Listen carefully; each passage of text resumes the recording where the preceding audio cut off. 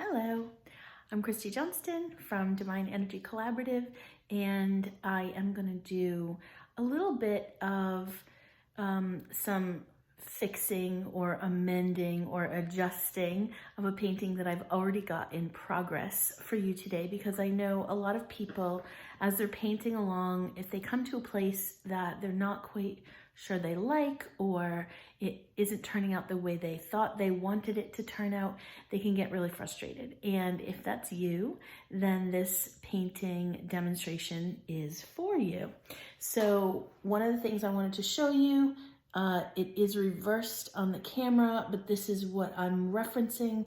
I've done a lot of modifying of things. I've moved this tree to the background, you'll see. I've extended this patch of phlox. I've extended the patch of bugleweed over here. I've gotten rid of the house in the background.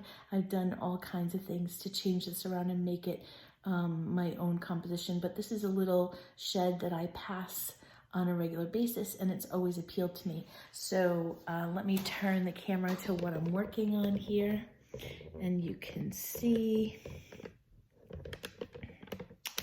And so you'll bear with me as I work on it sideways. So this is what I've got so far, which, is fine, but it's fairly, meh. It's a little bit uninteresting. And one of the things that I'm focused on right now is I've not done good spacing of these little support pieces under here. And it's one of those little details that I really enjoy about this shed. And also this kind of looks like the rose bush that overtook, the shed. So I don't know, I'm going to do something about that. Got to do something with the shadow over here. Bring these shadows down a little bit lower probably. And then this over here seems to lead my eye out of the painting. So I might extend this across. I'm going to play around with that because I'm not sure if that will break it up too much. And then the details in the trees in the background. This tree is in the foreground, but it doesn't necessarily read that way right at the moment. So those are the things that I'm going to be working on today, little by little. And I think maybe I'll try to work on it sideways like this, and we'll see how that goes. So here we are. I've sprayed I've just used this tiny little spray bottle that used to be hand wash to spray my watercolor paints. I use a mixture of different brands, lots of Daniel Smith. I'm going to use a synthetic brush to lift right here. I've made some little pencil marks to show me what I wanted to lift, and I use a clean, damp brush and just go right over what it is that I'm trying to lift with the corner of it and pat it with the paper towel. You never want to scrub with your paper towel. You just want to pat to remove the paint. And once you've wet it and worked at it a little bit with the corner of the brush, it should come right off. And you don't want to come back in and add color to that area until that is completely dry. So there, now I've fixed the spacing of those, and I'm going to go ahead. I've increased, as you can tell, I'm sure. I'm going to tighten up this roof detail here a little bit. I've increased the contrast between the light side of the roof and the dark and the shadowed side. And I'm going to increase the contrast by dropping in a little water here on this side of the shed as well, which I didn't do before I had the rose bushes, for the simple reason that I wanted the rose bushes to be getting, or bush I should say, to be getting the light from the sun coming from this way. Now that's kind of puddly, so I'm going to soak it up a little bit. I want it, and you see the red is bleeding a little. Not too worried about that. That's why red you usually put on at the very end, which, I didn't do. Didn't follow the rules per se. So you see over here on my palette, I'm kind of just playing around with colors that are already here, making kind of a purplish gray. I'm going to put in a little more blue there, and then I'm just going to drop it in over top of what's here. And you can already see now how that changes that and makes it, I want there to be a contrast from one side of the shed to the other, which isn't really present in my reference photo. Let me show you that again. You know, the two sides look virtually the same, but having that be true is not necessarily as interesting as having that be different. So, artist license, what can I do to improve this photograph? If it were just a photograph and perfect as is, there'd be no need to paint it. So, I'm deciding that one thing that would make it better is if there was a little bit more contrast from one side to the other. So there, and you know it dries lighter, so I'm making it a little bit darker, but now see how that has that glow to it as it shows through. The transparency of watercolor is one of my favorite things, and look how it plays up this light side here. Now we've got cast shadow coming from the tree and wrapping in to this shadow that's underneath. Now that's still wet, so I'm not going to touch that. But I just wanted to get that cast shadow in there so you could see that. And then what else did I say I was going to do? I might extend this over here. I'm also going to pull out some little spots in this green because in the picture there's some dandelions which give a beautiful pop of yellow. And again, lifting with the corner of my synthetic brush and just patting it with a clean, dry paper towel.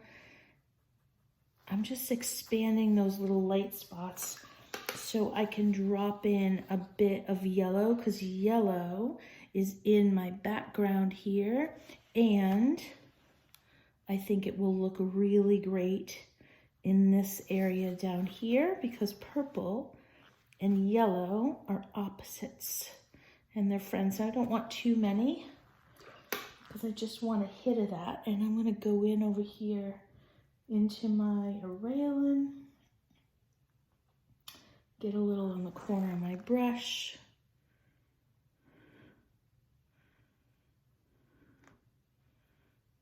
And I don't mind if that's sort of fuzzy circles because that's what dandelions are to me, sort of fuzzy circles. Little cluster. Maybe one more over there. I stuck my hand in this. Bad idea. All right. And now I should also tell you, because it matters what kind of paper we use, right? Whether it lifts or not. What I'm using is the Canson 9x12 140 pound cold press. And I like that. It's very liftable. You can't do a ton of layering over it because of its liftability, but boy, it really is great for getting color to come off if that's what you're up to. So in addition to the shadow over here, I feel like I'm wanting a little bit more of a sense of the pine tree coming down in the shadow. So I'm going ahead and put that in there, and I want it to be dark over here. This is off the edge and it'll probably be covered up by a mat, but I don't know, should it ever make it to matting quality, we'll see. As I look in the viewer here, I'm looking to see backwards what's working, and I like what that shadow did over here. I like the contrast. I think I'm gonna go ahead and work in here a little bit. Now, this looks so patchworky. I was trying to get the sense of, you know, the spring clusters of leaves, but then show the trees behind them.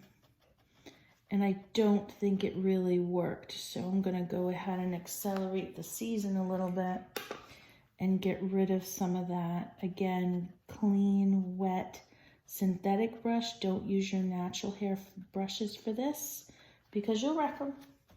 And then they won't do what they're designed to do and you'll be sad. I am going to go ahead and put a little bit of that blue sky showing through there. I think that's the most effective thing for the very top. Yep, I like that a lot. And I'm gonna go ahead and put some yellowy green over top of where I just lifted. Now this doesn't follow the rule of having to wait until it dries because I'm not trying to get any kind of precise line, so that's fine. It doesn't matter. Now, not only did I move this tree from where it actually was in the picture, I also grew it significantly. All right, so I like that. I like that. That feels a little bit more like it comes to the front. I'm going to go ahead and put a little bit more of a sense of shadow on the side of the tree. So we've got light coming from this direction here. So that means that everything on the opposite side is going to have a little shadow. So one of the things that I've been noticing as spring has sprung for sure here in New England. We've got the trees just like popping out left and right. If I get it somewhere I don't want it, I'm just patting it away. Go away. I've been noticing and enjoying the sense of branches sort of playing peekaboo inside, you know, the trees. And now look at how nice that dark is right there. It doesn't have to be super extreme and it doesn't have to be consistent. It can kind of come and go. I'm staying on that left-hand side, which I know is reversed for you. But look at how much more that tree comes to the front just with having that contrast there. Now, one thing I notice right here is there's like a little halo around there where I came back and I put in the shadow of greens on the grass and I didn't come right up and touch the tree trunk.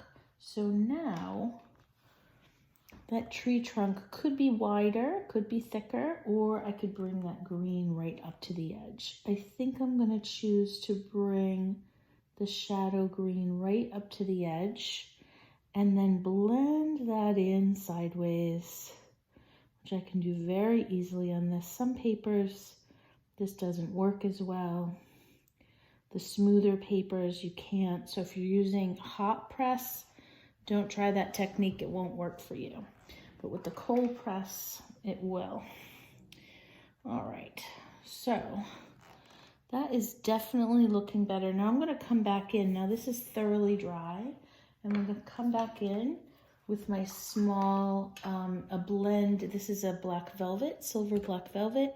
It's a blend of natural hair and synthetic. And I'm going to go ahead and put the shadow for these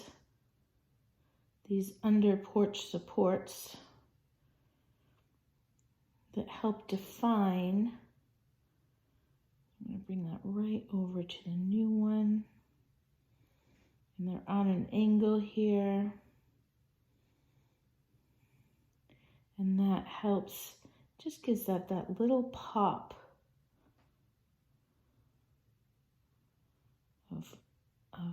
of lightness there in between. And then the shadow. Now I had considered bringing the shadow down, and now that I've got that whole shadow side, I'm not sure I really need to do that. Now again, the light's coming this way, so I'm going to have a shadow on the side of the window. I like how dark that window is, and I don't have that same sense of darkness inside this one. And I want the flowers to pop out. Make sure that I've got a little windowsill here. Now I'm not going to have a shadow on that side. It's just going to have to be understood. You see my hand shaking a little bit, that's okay. Now I think I'm going to go ahead and make that a little darker inside. I don't want the windows to be boring, so I'm going to pop in some other little colors here. And on that side. All right, so that gives us that idea. Darken the shadows a little bit there. And I'm going to come back and erase the little lines that I made for myself to know what was where I was going to make those marks. Things that connect. Put a little bit of, I don't know what that is there. There's the chimney. I'm going to put a little shadow under the edges of the chimney so you can see that.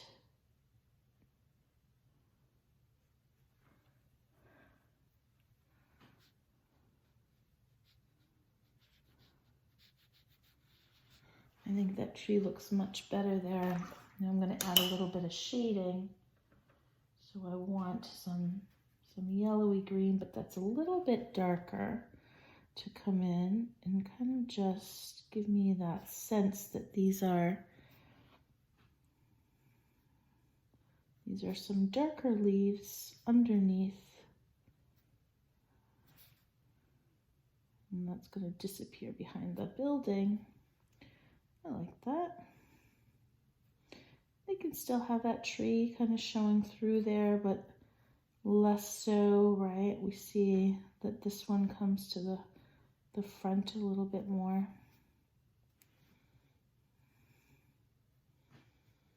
Under and to the left, and I'm not putting any shadow on the top of that tree because the sun's hitting it, so it doesn't need any shadow there.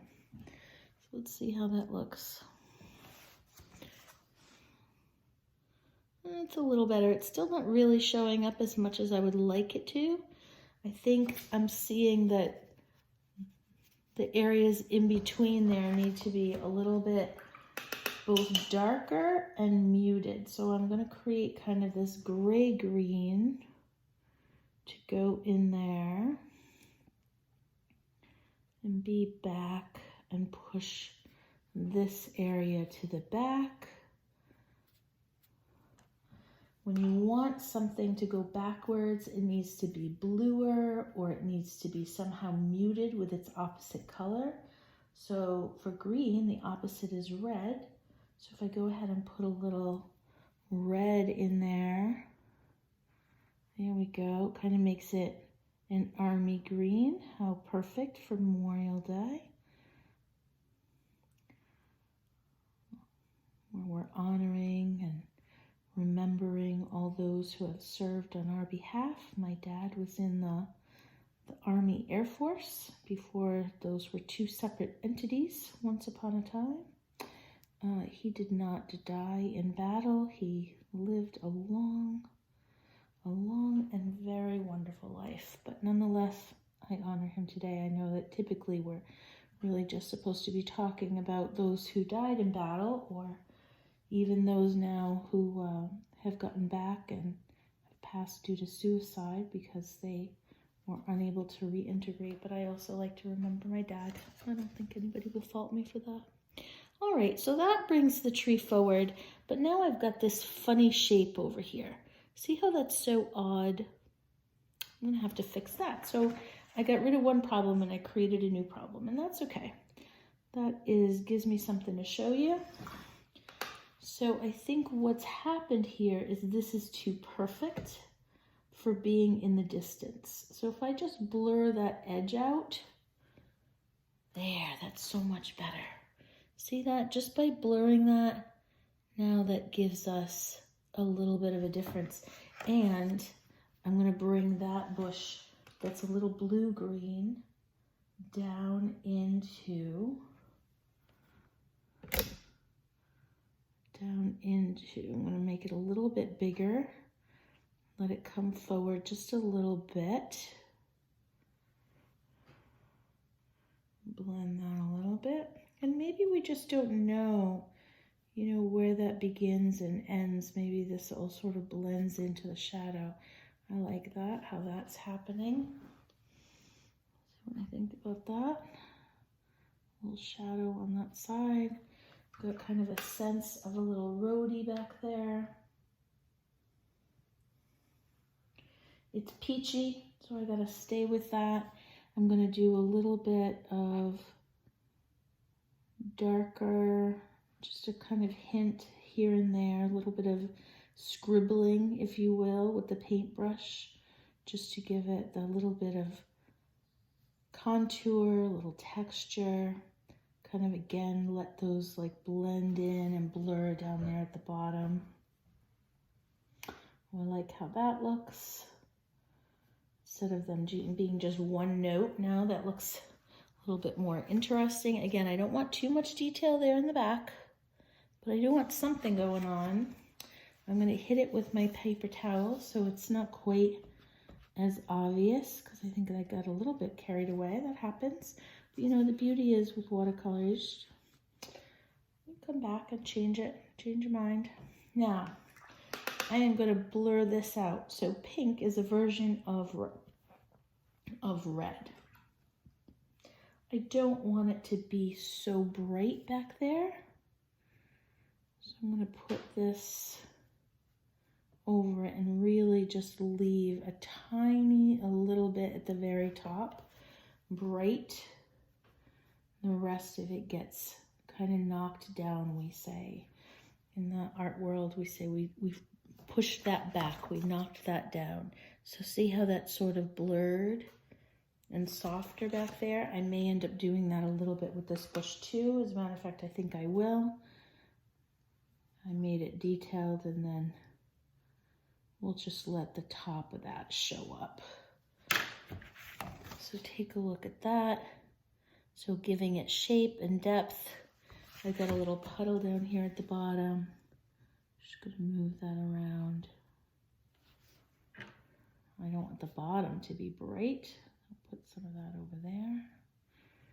So we've got the little tops that we're seeing. All right, so I've fixed some of the problems. I'm gonna put some dark in here. I don't want to take up too much of your time. I don't know how long you want to watch, but you know, I guess if you want to go faster, you can always fast forward, right? I shouldn't be worried about it.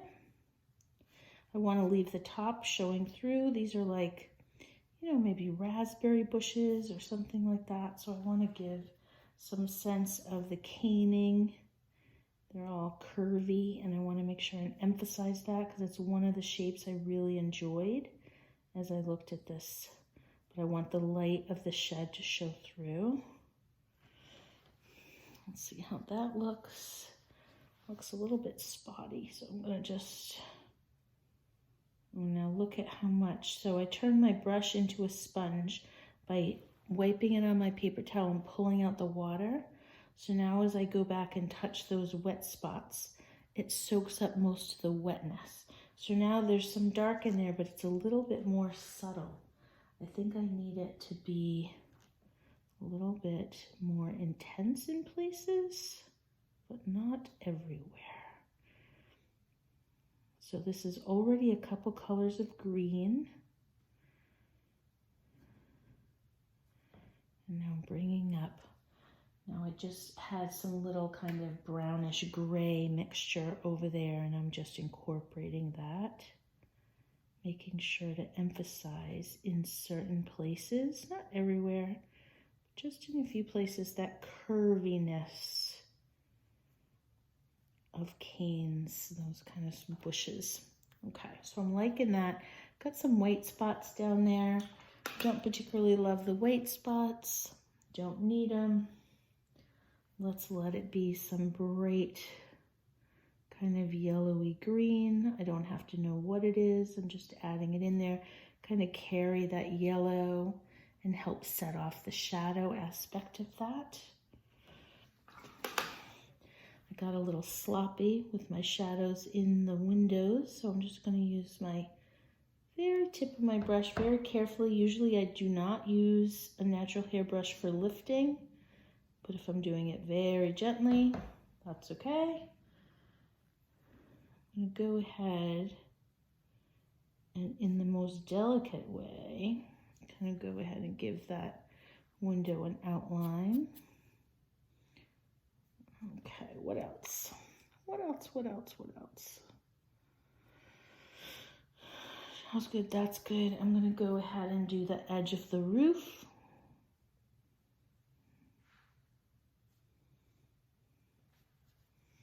Clean that up a little bit. Same thing over there. And what works really well is if you just drag it across. Now that looks less problematic than it was when I first started. And it seemed like, you know, the rose bush that overtook the shed. This still isn't dark enough for me. So I'm gonna go ahead and get some indigo, really rich and deep. Drop that in there. This is my center of interest, so I want to make sure that the biggest contrast is around my center of interest. Now, there were some in the original picture, there are some white, you know, they kind of go up, the grow things. I forget what they're called, trellises, that's what they're called. And yeah, I sort of took them out because I didn't want to paint around all those white things. So let's just go ahead and blur out this a little bit back here.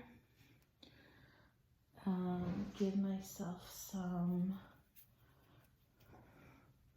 more. I'm gonna have to turn this, so you guys are gonna look at it sideways for a second. And give myself some tree bits.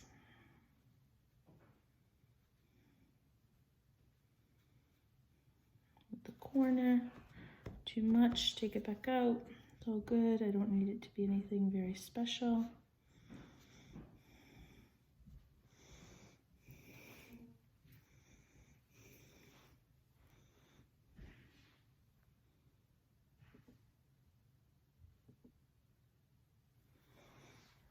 Okay.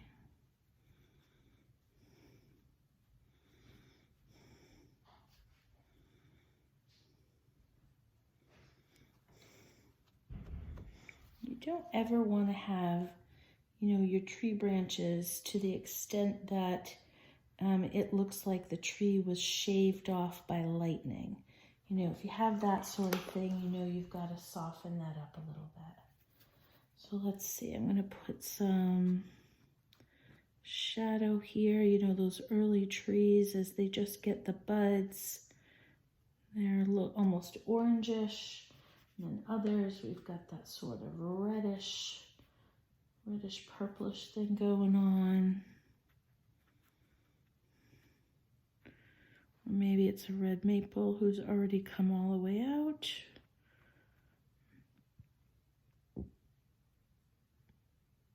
That could be.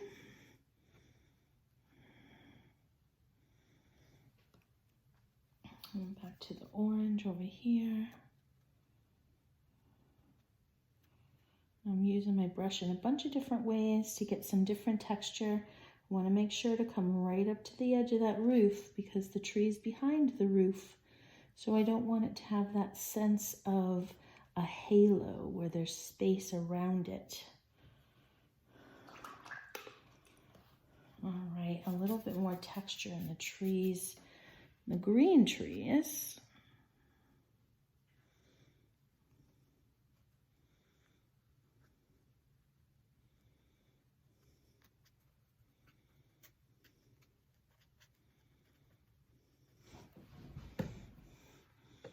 Kind of breaking up those goofy edges there where I just laid in color, but I didn't really allow for it to be tree texture-ish, and that already looks much better.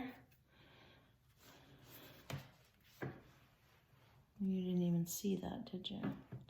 So right here, this was very precise. And of course, trees don't grow with precision, and trees this tall aren't being groomed to be precise. So, you know, go ahead and mute that up. And I don't want a lot of detail in the back trees for sure, but I do not want them to just be, you know, an isolated splash of color either. I want them to have a little bit of form and look like they are part of the picture And since the picture has a lot of texture already, the things that I put in it need to have at least a bit of texture as well. I can't just let them be blobs, even though they don't need to have detail. So there we've got some top. And that is this yellowy tree back there. It's going to go ahead and get muted as well because I want it to go to the background. Oh, see how that pops this one forward. Now again, I've got to go in and out and remember that I'm creating tree texture and not just a blob. So again, with the remove, use a clean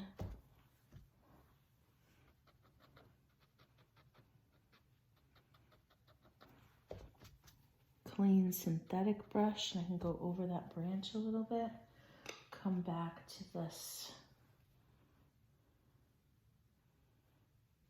and there. Now I feel like this tree has come to the front of all those background trees pretty nicely.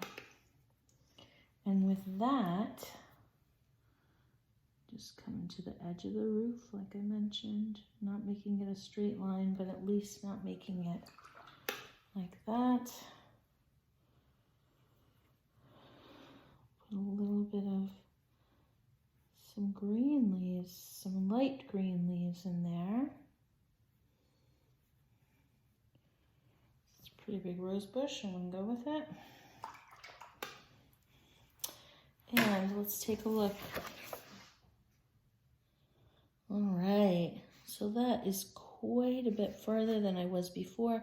This still reads to me as too light. I like this. I don't know about this funny shape here. I think there needs to be something in here. So I'm going to go ahead and do that. And I think it can just be greenery. So let me make a new color green. New gamboge is what I'm going to start with. And then a little bit of Windsor blue, Windsor blue yellow shade, and that's a nice green, and I haven't used it anywhere else, but it relates, it kind of talks to the other things that I have done. Put that in there, and I think that I will go ahead and take that off the page with the understanding that, you know, gardens are imprecise. We don't know what it is. We don't have to know what it is. It's not flowering yet. I don't want the same edge down there, so let me go ahead and change that.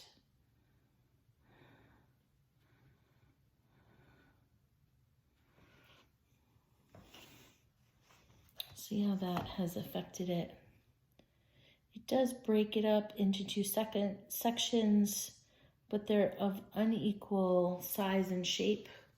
I am going to have to carry some of the color down into this front so that my eye just doesn't hit that light green. So what I did was I just added water and went right over top of that, because otherwise my eye was going to hit this light green area and come to a dead stop. As I held it up, I could see that that was true.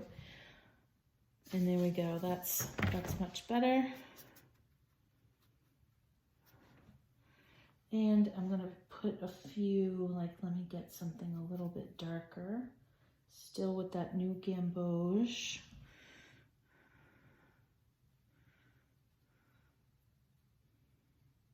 And do a little bit of kind of scribbling in there. Now this is really gonna set off my pinks and purples in there.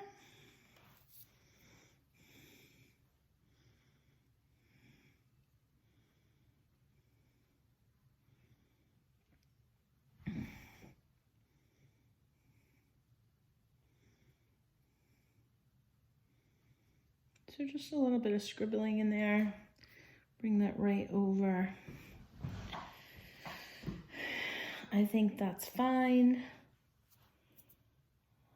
The background, I'm going to put a little bit of shading now where I lifted out this area. Now there needs to be a little bit of a darker under there. Now I've started to rough up the paper, so I'm going to let it dry. And then I can kind of smooth that down, but let me put this a little bit darker under there.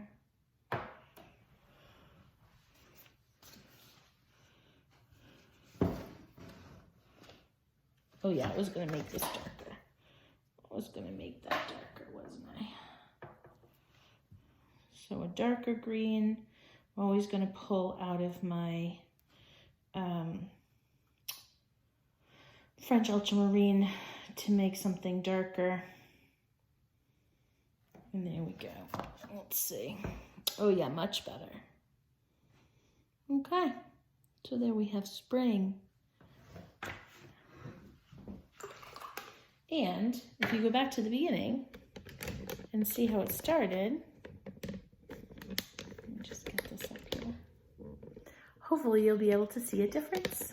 I appreciate you joining me for how to modify, fix, amend, whatever you want to call it, a watercolor that's not doing exactly what you wanted it to do.